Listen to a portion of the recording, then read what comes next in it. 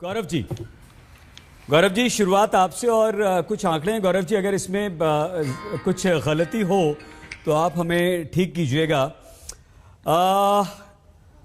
कई सारे लोकार्पण, शिलान्यास, 64,000 करोड़ की प्रधानमंत्री स्वस्थ भारत योजना की शुरुआत, बुंदेलखंड में डिफेंस कॉरिडोर का शिलान्यास, 22,000 करोड़ की लागत से पूर्वांचल एक्सप्रेसवे, 9,000 करोड़ का एम्स, फर्टिलाइजर फैक्ट्री, इसके अलावा भी कई सारी चीजें।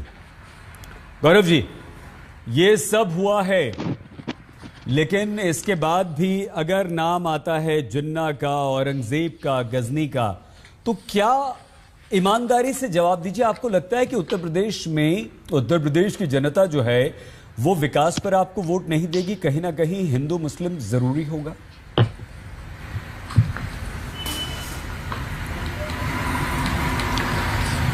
नमस्कार अंसारी जी। देखिए, सबसे पहले तो आज उत्तर प्रदेश उत्तम प्रदेश बन रहा है और इसे सर्वश्रेष्ठ प्रदेश बनाने का जो संकल्प डबल इंजन की सरकार ने लिया है वो पूरा जरूर होगा।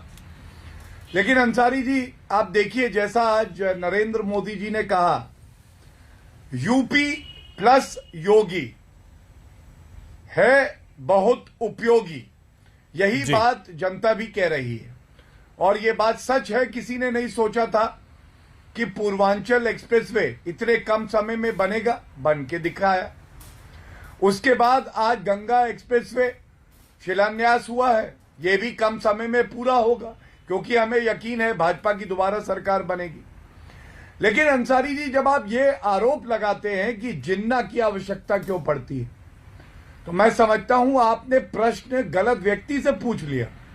सपा का प्रवक्ता आपके कार्यक्रम में बैठा है, उनसे ये पूछिएगा कि अखिलेश यादव और समाजवादी पार्टी की सरकार करीब करीब 9 साल रही, 9 साल में अपने काम क्यों नहीं गिनवा रहे अखिलेश यादव, बल्कि मुंगेरी लाल के हसीन सपने देखते हैं, पूर्वांचल एक्सप्रेसवे पे चलते हैं अंसारी जी और कहते हैं देखिए मैंने सोचा था, मेरी आंख फड़फड़ाई थी, मेरा सपना था। अरे सपना आपने देखा होगा, पूरा किसने किया, जमीन पे किसने उतारा?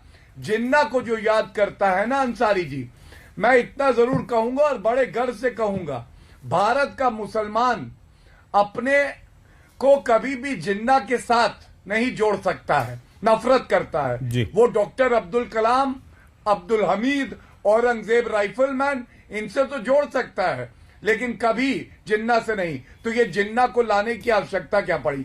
और एक बात मैं और उठा दूं, शफीकुर रहमान बर्ग का आप बयान सुनिए। वो कहते हैं कि अगर शादी करने की उम्र 18 से 21 कर दी गई तो महिलाएं आवारगी करेंगी। आप बताइए, ये सोच जो जहरीली है महिलाओं के लिए।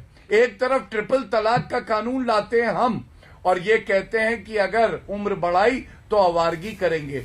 इस सोच को आपको लगता है उत्तर प्रदेश की जनता कभी चाहेगी? कभी नहीं चाहेगी। और एक बात और, जो गुंडा राज समाप्त हुआ है, जिस तरह से अतीक अहमद था और उसको कहा जाता था, मुख्यमंत्री अखिलेश यादव कहते थे आजा मेरी गाड़ी में बैठ जा, आजा मेरी गाड़ी में बैठ जा। आज आपको मालूम है वो अतीक अहमद क्या कह रहा है? मैं गाड़ी में नहीं बैठूंगा, मेरी गाड़ी कहीं पलट ना जाए।